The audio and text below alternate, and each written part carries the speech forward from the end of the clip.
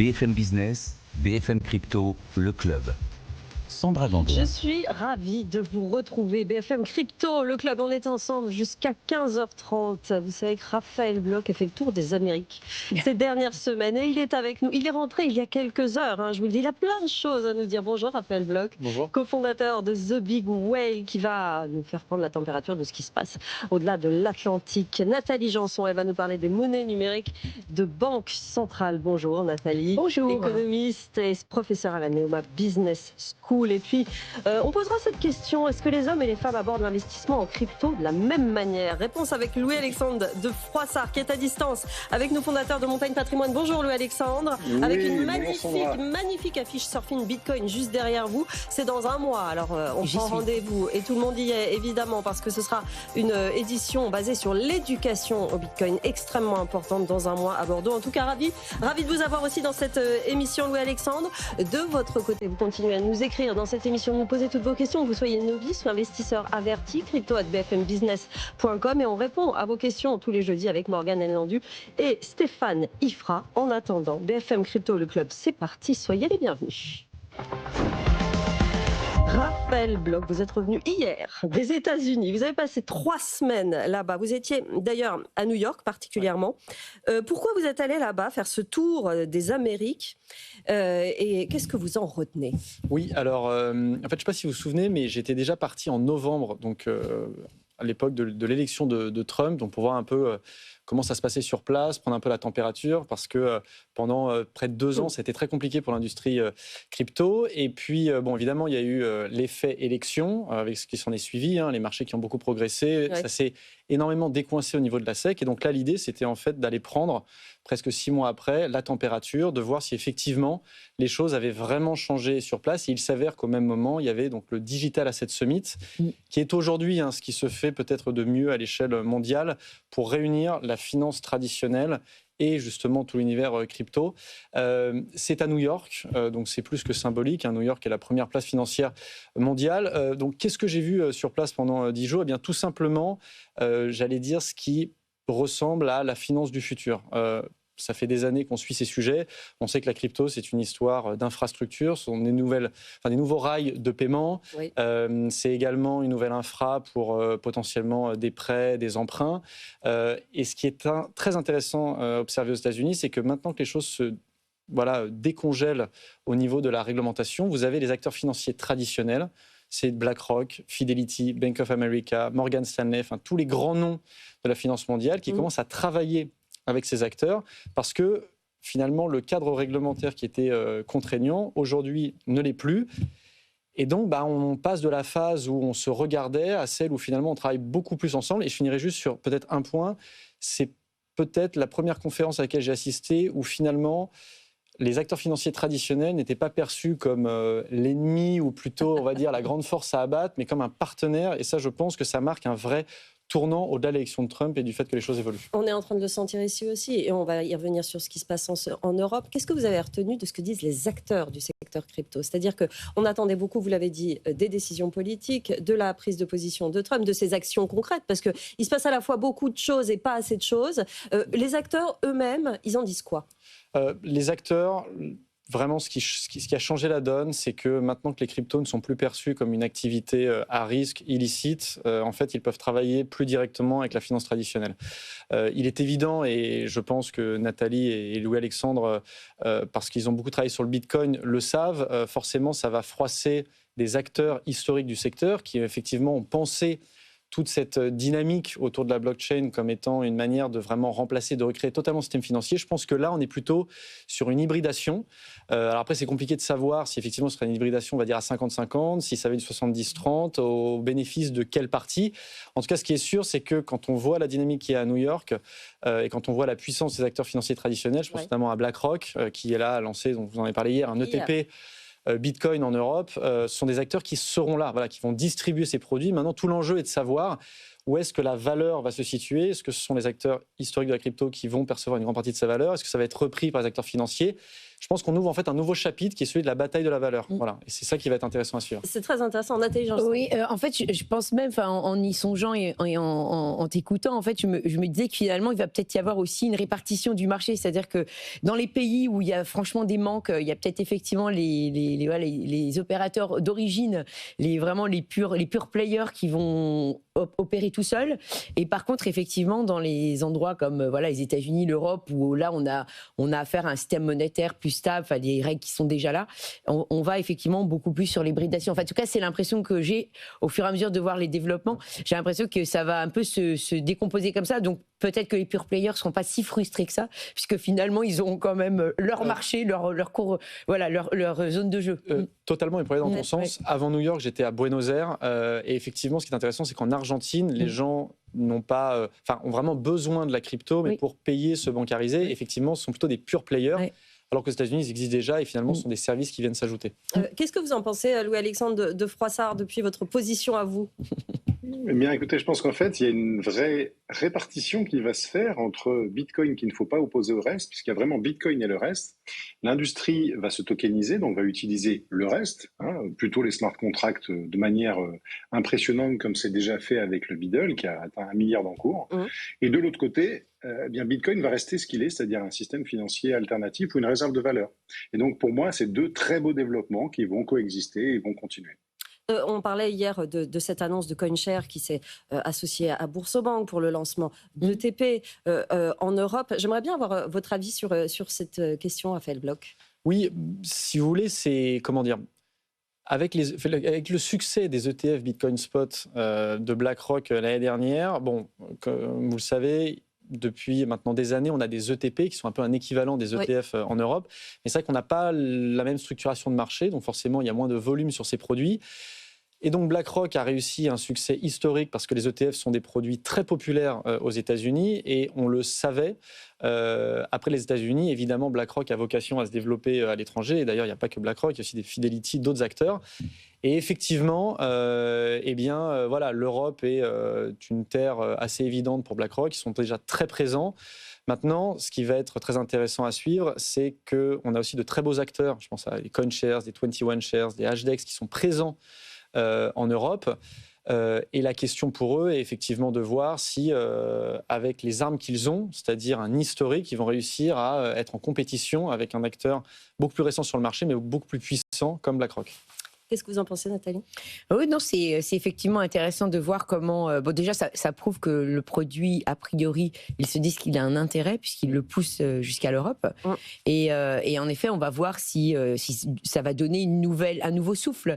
Parce qu'effectivement, ça végétait un peu. Les ETP au niveau européen, il n'y avait pas grand-chose qui se faisait. Mais c'était on n'est pas sur des niveaux comparables. Exactement. Il n'y avait pas de progression. C'est-à-dire qu'on avait un marché qui était là, et alors que là, peut-être, effectivement, on a un nouveau souffle. Mais parce qu'aussi, on avait moins le relais des banques. C'est-à-dire qu'aux États-Unis, vous avez BlackRock qui crée des ETP, enfin des ETF en l'occurrence, et vous avez les banques qui, effectivement, les distribuent. Ce qui est intéressant, c'est que là, avec Boursorama, on a d'un coup un acteur qui est capable d'adresser 7 millions de clients. D'autres banques travaillent dessus, et c'est vrai que si à terme on a 50, 100, voire 200 millions de clients qui peuvent potentiellement en acheter, les volumes vont venir. C'est marrant, vous parliez tout à l'heure de finances du futur, parce qu'on appelait encore ça comme ça. Est-ce que c'est encore un terme qu'on peut utiliser là? Les banques s'y mettent à la crypto. On a vu Boursorama, Société Générale, BNP Paribas qui fait de la tokenisation, de l'UBAC qui détient des cryptos, BPCE qui va permettre d'acheter, de détenir des cryptos aussi, Crédit Agricole qui fait de la conservation de crypto. Là, on est dans une refonte totale de nos systèmes financiers, Raphaël Bloch. Alors, on peut le dire comme ça? Non, alors, clairement, je pense que c'est cette idée un peu d'hybridation. Maintenant, comme vous l'avez très bien souligné, toutes les banques travaillent sur ce sujet. De façon parce que les clients, mais pour des raisons assez évidentes, c'est que quand vous avez et ça se paraît, Louis-Alexandre en parlera très bien, quand vous avez un marché aujourd'hui qui pèse presque 3 000 milliards de dollars, vous ne pouvez pas, en tant qu'acteur financier, le négliger. Vous avez des clients qui vous demandent d'y accéder, et puis vous avez aussi, et c'est le cas par exemple avec BlackRock ou d'autres acteurs, aujourd'hui, des gains en termes de transparence, de coûts, d'efficacité qui, quand vous êtes des acteurs cotés en bourse, qui avaient des actionnaires et des coûts à gérer, vous êtes obligé de regarder en fait les solutions. Donc, c'est pour ça que les banques, pour plein de raisons, s'y intéressent. Après, il y a des stratégies différentes. C'est le cas aux États-Unis, c'est le cas en Europe. Voilà, là aussi, on est dans cette phase où on va passer des proof of concept à des choses beaucoup plus tangibles, des produits qui sont live. Et je pense que dans les 24 prochains mois, ça va vraiment s'accélérer. Mais c'est intéressant parce qu'on là, on a l'impression d'être dans le jeu des banques. Comme vous l'avez dit, c'est un marché qu'on ne peut pas négliger, qu'on ne peut pas se fermer. Louis-Alexandre Froissart, est-ce que là, c'est le temps des banques, de l'adoption par les banques de ce secteur-là? Est-ce que ça va être lisible pour les investisseurs, tout simplement, toutes ces solutions qui sont en train de se mettre en place? On a remarqué que les meilleurs apôtres pour Bitcoin, c'était quand même Larry Fink, qui, quand BlackRock s'est mis à lancer un ETF, ça a été l'un des meilleurs apôtres pour mettre en avant tout ce qui concernait Bitcoin. Michael Saylor, l'autre jour, est intervenu et a dit que globalement, les actifs financiers mondiaux, c'était 900 000 milliards de dollars. Et donc, les cryptos, c'est quoi? 3 000. Donc vraiment, c'est très, très, très petit. Mais par contre, c'est une progression qui va être constante dans les actifs. Donc, nous, sur le plateau de BFM, on était intervenus il y a un peu plus d'1 an et demi sur tout va être tokenisé. Moi, ce que je vois surtout, c'est que la tokenisation, c'est l'accès à un certain nombre d'actifs pour un coût extrêmement faible en supprimant un certain nombre d'acteurs. Prenons un exemple simple. Il faut savoir que quand vous voulez vendre des parts de société aujourd'hui, vous faites appel à un certain nombre d'intervenants.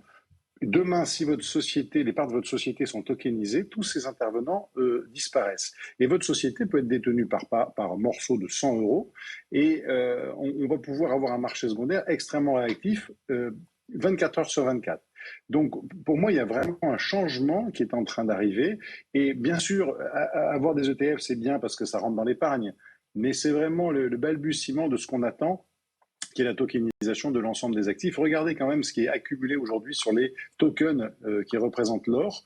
La croissance est phénoménale et c'est bien l'exemple que quand il y a un intérêt des épargnants, le système financier sait proposer des choses beaucoup plus simples qu'acheter des pièces et des biens chez soi. Raphaël? Oui, en fait, c'est en écoutant Alexandre, ça me fait penser effectivement à l'une des grosses thématiques qu'on a vues à New York, qui est effectivement celle de la tokenisation. Et ce qui est très intéressant, c'est que donc, vous avez d'un côté la tokenisation des actifs, donc ce sont les actions, les obligations, on espère demain l'immobilier, vous avez en fait tout ce qui est potentiellement tokenisable, donc les actifs.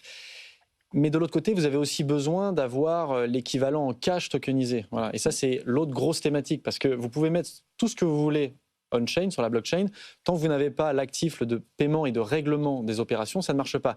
Et c'est là où on voit que les choses aussi s'accélèrent, et donc effectivement, c'est là où les choses vont aller assez vite sur la tokenisation, c'est que maintenant, vous avez de plus en plus d'argent, donc via les stablecoins et les money market funds, celui par exemple de BlackRock, qui sont en fait des équivalents de cash on-chain, qui vont se retrouver dans la trésorerie des entreprises, dans leurs comptes, et qu'elles vont devoir à un moment donné dépenser, placer, et c'est là où justement elles arriveront à les dépenser et les placer dans des actifs qui sont eux aussi on-chain. Et voilà, c'est tout ça qui se met en place.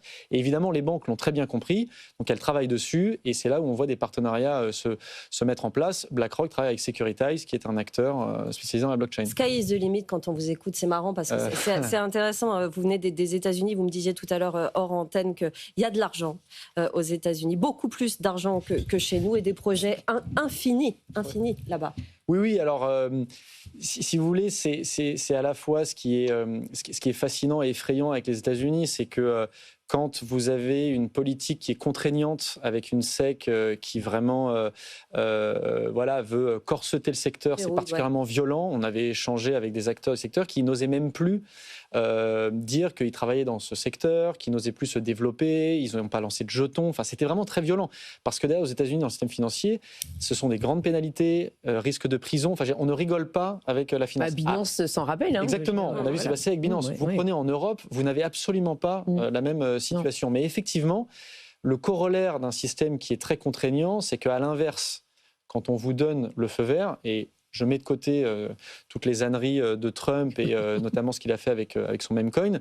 Donc vraiment sur la partie réglementation, projet sérieux. Et quand vous donnez le feu vert, vous avez effectivement des capitaux dans des proportions mais phénoménales qui arrivent. Et donc les choses vont très vite. Et donc vous avez des acteurs américains qui prennent le leadership sur tout un tas de sujets. Et effectivement, en tant qu'Européens et pro-Européens, quand vous revenez, voilà, vous avez un peu envie de sonner le tocsin et de dire il faut y aller, quoi. Et c'est très bien d'avoir Mika, mais il n'y a pas que ça. Mais Raphaël Bloch, en Europe, on a Christine Lagarde. Voilà, exactement. En Europe, on a Christine Lagarde, et en Europe, on a les monnaies numériques de banque centrale, Nathalie Janson, qui refont leur apparition, qui reviennent sur la table. Oui, en fait, enfin, en tout cas, sans doute, je ne connais pas Christine plus que ça, mais c'est vrai que j'avais été très surprise de sa sortie il y a quelques semaines pour remettre, en fait dire que le calendrier, il fallait vraiment qu'il avance très vite, puisqu'elle a donné octobre comme étant la nouvelle date, alors qu'on pensait que ça serait 26-27. Enfin, il y avait un petit peu de flou là-dessus. Et en effet, il y avait une séquence intéressante où on a eu la publication d'articles, de rapports en montrant que l'euro numérique de gros, donc pour faciliter pour rendre les paiements interbancaires beaucoup plus efficaces, était paru. Donc moi je me suis dit ils se sont un petit peu ils ont dévié leur attention là-dessus, parce que c'est vrai que c'est un sujet facile à mettre en place qui est là depuis longtemps et ça peut avoir vraiment du sens. Eh bien non, en fait Christine quelques jours plus tard revient en disant en fait octobre 2025 je veux que quelque chose sorte. Pourquoi elle remet ce sujet-là spécifiquement, sur la table, à ce niveau-là? Et pourquoi c'est toujours sa réponse au secteur des cryptos? Alors effectivement, on a quand même l'impression qu'elle les aime vraiment pas. Enfin, je veux dire que c'est sa réponse systématique. L'autre chose apparemment, c'est qu'il y a eu une enquête qui a été diligentée au niveau de la Banque Centrale Européenne et qui montre qu'en fait, les Européens ne sont pas du tout convaincus de l'euro digital. Il faut dire que les essais les essais différents dans le monde n'ont pas été très concluants. Ouais. D'accord. Donc effectivement, ça n'aide pas. Et donc, en tout cas, elle le prend comme étant. Il faut vraiment que je leur montre pour forcer l'adoption. Il faut que je leur montre à quel point ce sera indispensable qu'il l'ait. Et c'est effectivement un peu étonnant comme séquence. Raphaël. Ouais, on a beaucoup travaillé sur le sujet chez De Bigwell, et si vous voulez, et pour rebondir sur ce qu'a très bien décrit Nathalie, nous on pense que en fait, bon, au-delà du fait que cet euro numérique pose des problèmes en termes de contrôle, sécurité technique. Technique qui n'a rien à voir avec la blockchain, on est d'accord. Qui n'a rien à voir avec la blockchain. Vous avez aussi, si vous voulez, c'est compliqué de comprendre la stratégie parce qu'on ne comprend pas le but. En Chine, quand ils travaillent sur un yuan numérique, c'est pour contrôler l'économie, contrôler la population. Aux États-Unis, quand vous parlez avec les acteurs sur place, ils ne veulent pas de dollars numériques parce qu'ils ont les stablecoins qui vont leur permettre d'étendre la surface du dollar. Si vous voulez, la stratégie, elle est très lisible. Très claire, oui. Le problème en Europe, c'est que quand on pose la question de « et pourquoi on fera un euro numérique ?» c'est parce que les autres le font ou parce qu'on est dans un univers plus numérique, donc il faut un euro numérique. Mais en fait, c'est le terme numérique qui rassemble tout le monde chez et donc évidemment que cet euro pose d'énormes problèmes pour tout un tas de raisons, mais c'est surtout on n'arrive pas à comprendre ce qu'il y a derrière parce qu'il n'y a pas de stratégie. C'est-à-dire qu'on veut simplement numériser des paiements, mais sans se dire est-ce que le but c'est de faire de l'euro la monnaie mondiale? Est-ce que c'est par exemple, je sais pas moi, de favoriser les entreprises européennes? Enfin, il faut lui donner un objectif. La monnaie, c'est effectivement un instrument de paiement, mais c'est aussi un objet qui est un peu politique et donc il faut qu'il y ait une vision derrière. Et en l'occurrence, on n'en a pas. Donc c'est pour ça que c'est très compliqué de comprendre ce qu'ils ont. Et c'est d'autant plus compliqué que effectivement, si on se dit l'euro veut effectivement ne pas encore rester en arrière, puisque le dollar digital n'aura pas lieu, donc. Voilà, on a une fenêtre, il y a le yuan digital, on va essayer d'aller sur le côté digital de la monnaie, parce qu'on y croit. Le problème, c'est que ils se trompent de bataille, puisque comme l'a dit très justement Raphaël, c'est parce qu'il y a des stablecoins déjà installés qu'ils se disent, les Américains, ils se disent, on va pas aller se faire des nœuds au cerveau. Les entreprises privées sont beaucoup plus innovantes qu'une banque centrale, ils sauront faire. Nous, on l'a condamné. On a réduit à peau de chagrin l'euro, les stablecoins euros. Ouais. Donc effectivement, du coup, il y a faire un euro numérique et effectivement on va se retrouver avec quelque chose qui... honnêtement je pense qu'on se dirige vers l'une des plus grandes catastrophes industrielles au niveau de l'Union européenne. Louis-Alexandre de Froissart. Ah oui, bien sûr. En fait, la réponse, si je vais regarder moi dans les instances qui régulent les paiements, c'est la Banque des règlements internationaux, et qui nous dit quoi? Mais qui nous dit qu'en fait, quand les gens dépensent du cash, ils n'ont pas de statistiques.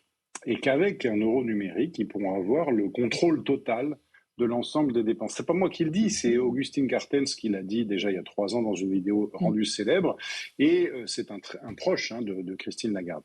Donc le problème, c'est que quand on a une blockchain qui est ouverte, transparente, sur laquelle on peut auditer le code, on peut avoir confiance. Bien sûr que l'euro numérique ne sera pas fait sur une blockchain en accès libre, auditable et une blockchain publique. Donc, on va se retrouver avec quelque chose qui, pour nous, est un élément un peu incompréhensible, sur lequel on va avoir une petite réserve par rapport au contrôle que cela peut apporter, alors que l'on voit qu'à partir du moment où on donne un cadre, et avec une certaine liberté dans ce cadre, comme on le fait aux États-Unis, eh bien, je pense que les Américains ont compris le meilleur moyen que le dollar inonde le monde, c'est de lui donner le maximum de représentation sur des blockchains publiques. Et en faisant comme ça, ils vont encore nous envahir. Et de toute façon, plus les gens vont adopter le dollar, plus il y aura des gens pour financer leurs dettes, parce que leur vrai problème économique, ce sera quand même de financer leurs dettes. Exactement. Donc il leur faut des dollars. Nathalie Janson. Oui, tout à fait. Oui. Et d'ailleurs, c'est pour ça que Donald Trump, il faudrait peut-être lui donner une petite leçon d'économie là-dessus, puisqu'il n'a pas compris que la force des États-Unis, c'était justement leur monnaie et leur créativité financière. Ouais. Et que par conséquent, il fallait bien qu'ils achètent quelques trucs en échange, parce que sinon, c'est un peu que d'un côté. Ouais. Et que par conséquent, le déficit commercial, on s'en fiche un peu. Mais c'est vrai que, et en plus, si on met au bout de ça la décision de la Banque de Suède, qui était la plus en avance sur le sujet, qui a dit que finalement elle suspendait, vous vous dites, bon, elle a investigué quand même le sujet pendant de 2017 à cette année, à 2024, je crois que c'est en 24 où elle a finalement décidé officiellement de suspendre. Bon, 7 ans, 4 prototypes pour dire finalement j'y vais pas. C'est peut-être une indication que c'est un peu compliqué comme histoire. Raphaël Bloch vous dit que ce sera le pire fiasco, donc n'y allez pas. Oui, sur ces questions effectivement financières au niveau de l'Union européenne, je pense que... Il y a un gâchis de ressources. Ouais, je pense et le problème, c'est que cette perte de temps va nous coûter très cher. Exactement, et que cet argent pourrait aller ailleurs, justement, sur des systèmes qui sont en train de se développer, sur des systèmes sûrs. On ne va pas vous dire le contraire dans cette émission. On parle à présent de l'investissement avec vous, Louis-Alexandre de Froissart. Vous revenez aujourd'hui sur la différence de comportement entre les hommes et les femmes dans leur stratégie d'investissement, et ça concerne bien sûr les cryptos. Qu'est-ce qu'on observe ? Bien sûr. Une étude de Bitpanda m'a été fournie par un journaliste des Échos auquel j'ai répondu et j'ai commenté avec beaucoup de plaisir et beaucoup de joie parce qu'en fait, je me suis rendu compte que les femmes avaient adopté les bons réflexes dans l'investissement en crypto. Donc, je les félicite et je dis qu'il faut vraiment les suivre dans ces très bonnes résolutions. Les femmes investissent, les hommes boursicotent. Oui, voilà, on peut dire qu'en fait déjà les femmes écoutent alors que souvent les hommes n'écoutent pas toujours les conseils. Les femmes ont souvent une notion du temps un peu plus long que les hommes et en fait quand on sait que sur Bitcoin par exemple, tous les gens qui ont respecté un cycle d'investissement de 4-5 ans se sont toujours trouvés positifs, souvent les femmes ont une vision un peu plus longue de l'investissement et se sont retrouvées plus positifs que les hommes au terme de leur investissement parce qu'il était plus long. Mais surtout elles écoutent les conseils et elles cherchent à comprendre. J'ai vu beaucoup d'hommes partir un peu vite, la fleur au fusil, sur les marchés et se faire ramasser par la première rafale de memecoins ou de NFT à l'époque. Et rares sont ceux qui ont gagné. Souvent, on a des femmes beaucoup plus avisées. Donc, qu'est-ce qu'il faut retenir de leur comportement ? D'abord, elles font une chose qui est utile, elles se forment ou elles s'informent en même temps qu'elles investissent. Et ça, c'est le premier bon réflexe. Le deuxième point, c'est qu'elles vont sur les valeurs sûres. En crypto, la valeur sûre, c'est Bitcoin. Oui. On les retrouve sur Bitcoin. Troisièmement, elles donnent du temps à leur investissement, c'est-à-dire qu'elles vont faire une stratégie d'investissement telle qu'on leur a conseillé. Et enfin, quand elles ont un doute ou qu'elles ne savent pas, elles se réfèrent à quelqu'un qui sait et elles ne vont pas identifier elles-mêmes la problématique et essayer d'y répondre sans avoir la réponse. Donc en faisant tout ça, en mêlant ces 4 qualités, on se retrouve avec des investisseurs féminins, des investisseuses, je ne sais pas si on peut le dire, en tout cas, qui se retrouvent avec des bons résultats et des meilleurs résultats que beaucoup d'hommes. Donc il faut suivre ces bonnes pratiques et c'était très intéressant de voir cette analyse de Bitpanda en tout cas. C'est très intéressant comme analyse. Qu'est-ce que vous en pensez, Raphaël Bloch ? Alors effectivement, on a vu passer cette étude qui est très bien faite. On en avait aussi commenté une il y a un peu plus d'1 an qui donnait des résultats un peu équivalents et effectivement, alors la seule chose, c'est qu'on sait qu'il y a moins de femmes en proportion voilà, qui investissent. Et donc, peut-être que pour le bien du secteur, il faudrait qu'il y ait encore plus de femmes, parce que si effectivement elles investissent, comme le dit Alexandre, de manière plus avisée et justement en posant les bonnes questions, en s'informant, je pense que tout le monde en bénéficiera. Mais effectivement, on avait déjà vu des chiffres comme celui-ci. Pour le bien du secteur, vous l'avez dit, c'est en ce sens-là. Moi, j'ai envie de vous poser la question dans l'autre sens, Nathalie Janson. Oui. Est-ce que c'est pas finalement les cryptos, les bitcoins qui va aller au secours de la finance des femmes et qui va peut-être les amener parce que c'est quelque chose qu'elles arrivent à comprendre, parce que c'est quelque chose de nouveau dans lequel elles ne vont pas avoir à demander leur avis à leurs aînés ou à leur mari. C'est peut-être le bitcoin qui va sauver la finance des femmes. Oui, c'est pour aller dans le sens, il est certain que vous avez des femmes, enfin moi je suis régulièrement contactée par justement pour voir si on peut favoriser la bonne parole auprès des femmes, parce qu'on a compris qu'il y a un marché potentiel, c'est des femmes qui me sollicitent et qui sont surprises effectivement de leur faible représentation dans le public, et il est vrai que peut-être elles ont moins d'intérêt au départ parce que peut-être que elles ont l'impression que c'est quelque chose qui est un peu nébuleux. Et en fait, ce que beaucoup de femmes qui sont dans le Bitcoin me disent, c'est qu'elles aimeraient leur faire comprendre qu'en fait, non, c'est pas, justement, c'est plus facile qu'on ne le croit à comprendre. Parce qu'une fois qu'elles ont compris, en effet, comme l'étude le montre, elles s'en servent plutôt bien. Oui, Raphaël ? Non, mais c'était pendant, je crois, NFT Paris, donc il y a 1 mois et demi. Il y a plusieurs associations qui réunissent les femmes dans la crypto. Je pense notamment donc, à Women in Crypto. Oui. Et elles avaient organisé donc, une série de conférences. J'avais participé à l'une de ces conférences et effectivement, elles avaient 700 inscrites. Oui. Que 150 places disponibles, donc avec 150 femmes dans la salle. Mais effectivement, il y en a de plus en plus, tant mieux. Et d'ailleurs, c'est pas que dans l'investissement. On en a aussi besoin, évidemment, dans les startups du secteur, dans les fonds, enfin, partout. Et donc voilà, il y en a de plus en plus. Maintenant, il faut leur donner plus de visibilité. Donc je pense à des associations comme celle-ci, qui sont très utiles. Donc n'hésitez pas à les rejoindre. Et en plus, c'est ouvert aux femmes et aux hommes. Donc voilà. C'est plutôt bon signe, effectivement. Une toute dernière info lors d'une émission en mars, France Culture qui qualifiait Bitcoin et les cryptos d'outils facilitant les activités criminelles. C'est pas pour tirer sur les médias, mais c'est pour dire que les messages sont importants et qu'il faut changer un petit peu de dimension, de façon de voir les choses. C'est un investissement intéressant, surtout en Europe. Il y a plein de choses à faire dans le secteur. Il faut le redire peut-être, Raphaël Bloch. Oui, il faut le redire. Après, je travaille sur ces sujets depuis maintenant 9 ans. Et je dois quand même dire qu'on a fait des progrès gigantesques. Je veux dire, il y a encore 6-7 ans, on était presque vu comme un groupuscule dangereux en France. Et je ne parle même pas de ceux qui sont là depuis plus de 10 ans, où eux, ils étaient presque traqués. Donc aujourd'hui, les choses ont incroyablement avancé. Vous avez des banques, des grandes entreprises qui travaillent sur le sujet. Je pense malheureusement, même s'il faut évidemment contester, mais accepter qu'il y a encore cette opposition. Et puis c'est aussi le signe que, collectivement, on avance. Donc voilà, il faut aussi savourer, les victoires à ce niveau-là. On regarde les avancées, vous avez raison. C'est plus intéressant. Merci à tous les trois. Raphaël Bloch, cofondateur de The Big Way. Nathalie Janson, économiste, professeure à la Neoma Business School. Louis-Alexandre de Froissart, fondateur de Montaigne Patrimoine. On vous rappelle qu'il y a aussi Surfing Bitcoin le 26 avril. Pour vous informer, justement, savoir comment ça marche, poser toutes les questions que vous voulez. Ce sera à Bordeaux le 26. Et nous, on continue tous les jours à être là de 15h à 15h30. Merci de nous suivre. Je vous laisse entre les mains de Guillaume Sommerer, c'est BFM Bourse. Bonne journée. BFM Business, BFM Crypto, le club.